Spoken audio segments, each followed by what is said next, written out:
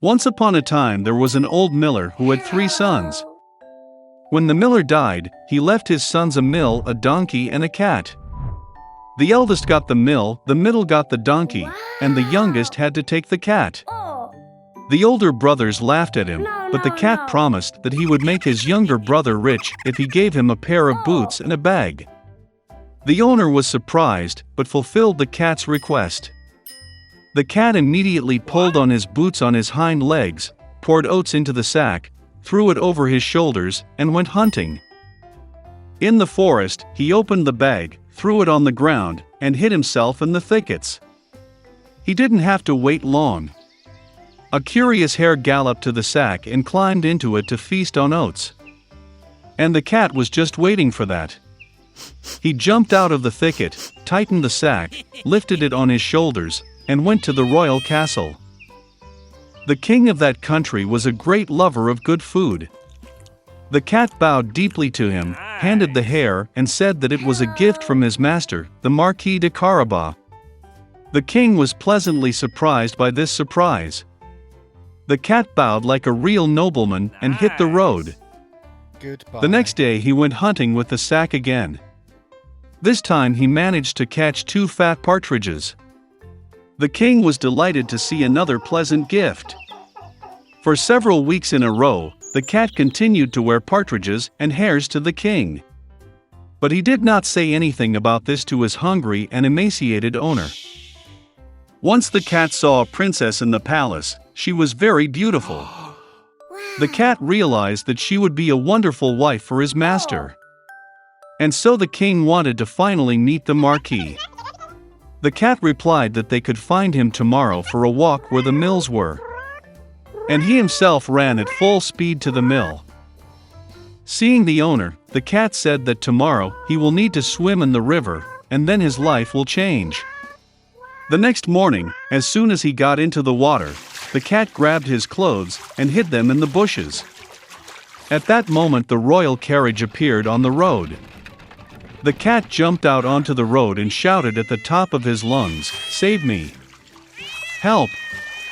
The Marquis de Carabas is drowning!" Hearing this, the king ordered to pull the Marquis out of the water. The miller's son got very frightened when 2 guards began to drag him out of the river, where he was basking in warm water. The king ordered to bring him his silk attire. The miller's son initially refused, but he liked the gold-embroidered clothes so much that he gladly put on the royal outfit. The king invited him to the carriage, where the beautiful princess was sitting. The miller's son was dumbfounded, but without further ado got into the carriage. A minute later, the carriage rolled on through the fields and meadows that belonged to the giant cannibal who lived in a huge castle. The cat wasted no time, and what was the spirit rushed ahead of the carriage towards the meadow, where the reapers were working in the sweat of their brow. He asked them to say that these fields belonged to the Marquis de Carabas, otherwise the evil cannibal will eat them. Before the astonished reapers could reply, the king's carriage pulled up. And when the king asked whose meadows they were, they answered in a friendly chorus that these fields belonged to the Marquis de Carabas. Meanwhile, the cat went straight to the man-eater's castle. With feline dexterity, he jumped over the stone wall and made his way into the castle. The cannibal was sitting at a large table laden with various dishes. Seeing the puss in boots, he was greatly surprised at such impudence. The cat began to tease the giant and said that he could not turn into a lion. Before the cat had time to utter these words, the cannibal turned into a huge lion with a shaggy mane. The cat's soul went into his boots from fear, but he overcame it and said that the cannibal could never turn into a mouse. The terrible lion disappeared, and a small mouse appeared in its place. And that was all the cat needed. In the blink of an eye he caught up with the mouse, caught it, and ate it. At this very time, the royal carriage drove into the castle courtyard. Opening the carriage doors, the cat bowed politely and said that he was glad to see everyone in the castle of the Marquis de Carabas. It is difficult to say who was more numb from amazement at these words, the king or the miller's son, who already did not understand anything at all.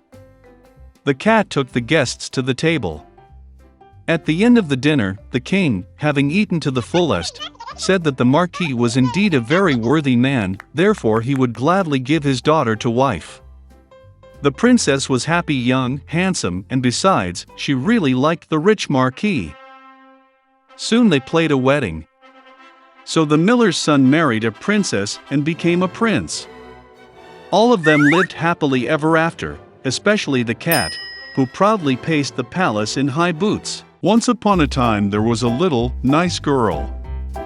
She was sweet to everyone who only saw her. But she was the loveliest and dearest of all to her grandmother, who did not even know what to give her beloved granddaughter. Once she gave her a red velvet hat. And since this hat was very suitable for her, and she did not want to wear anything else, they began to call her Little Red Riding Hood. Once her mother asked to take a piece of cake and a bottle of wine to her grandmother. They say that she is both sick and weak, it will be good for her. She ordered my mother not to run away from the road, otherwise she would fall and break the bottle, and then grandmother would get nothing. And when she comes to her grandmother, so that she does not forget to say hello to her. Little Red Riding Hood obeyed, took the presents and set off. And my grandmother lived already behind the forest, half an hour walk from the village. And as soon as Little Red Riding Hood entered the forest, she met a wolf. The girl, however, did not know what kind of fierce beast it was, and was not in the least afraid of him. She greeted politely. The wolf also behaved very decently, so Little Red Riding Hood told the wolf that she was bringing gifts to her beloved grandmother. And while she was telling how to get to her grandmother's house, the wolf thought to himself how he could eat not only the old woman, but also a pretty girl. And then the wolf thought of showing Little Red Riding Hood a huge meadow with beautiful flowers. Little Red Riding Hood, as she looked at the many wonderful flowers, thought that it would be nice to bring grandmother a fresh bunch of flowers, because that would also please her. Yes, and ran away from the road to the side, and began to collect flowers. Slightly picking one flower, as the other beckons her, it is even better, and she will run after that. And so it went further and further into the depths of the forest. And the wolf ran straight to grandmother's house and knocked on the door. Grandma asked who was there. And the wolf replied in a thin voice that it was Little Red Riding Hood who brought the pie and wine. The old woman believed and ordered to press on the latch and enter. The wolf pressed the latch, the door flew open, and he ran to his grandmother's hut. He rushed to grandmother's bed and swallowed it at once. Then he put on his grandmother's dress and her cap on her head, went to bed and waited.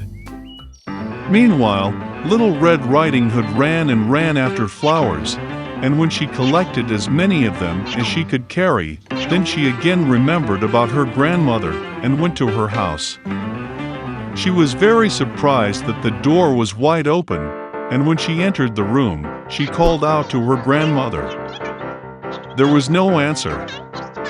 The granddaughter came up to the bed and saw grandmother was lying, and she had pulled her cap on her very nose, and it seemed so strange. Little Red Riding Hood asked with bewilderment why grandmother had such big ears. And the wolf answered in a grandmother's voice to hear better. Then Little Red Riding Hood asked why grandmother had such big eyes. To better see you, the wolf answered. And the arms are so big that it is easier to grip. And when Little Red Riding Hood saw the wolf's mouth and only asked why grandmother had such a nasty big mouth, the wolf pounced on her, screaming, "So I could eat you!" And how he jumped out from under the blanket and swallowed the poor girl. Having had enough in this way, the wolf again went to bed, fell asleep, and began to snore as much as he could. At that time a hunter was passing by the grandmother's house. heard snoring and wondered if something had happened to the old woman that she snored so. He entered the house, went to the bed and saw that the wolf was sleeping there. And he has been hunting this villain for a long time. He wanted to kill him with a gun, but it occurred to him that the wolf, perhaps, swallowed his grandmother and that she could still be saved. That is why he did not shoot, but opened his wolf's mouth wide, and saw a red cap flashed there. A girl jumped out of her mouth and said that her grandmother was still there. The hunter opened his wolf's mouth even wider, and the old grandmother somehow managed to get out behind the Red Riding Hood. They were delighted, began to hug and thank the hunter. They decided to teach a cunning wolf a lesson. They brought up large stones as soon as possible, stuffed them into the wolf's mouth and belly, and carried him out into the yard. And when the wolf woke up, he saw the hunter, and was about to escape, but could not bear the weight of the stones, and fell to the ground.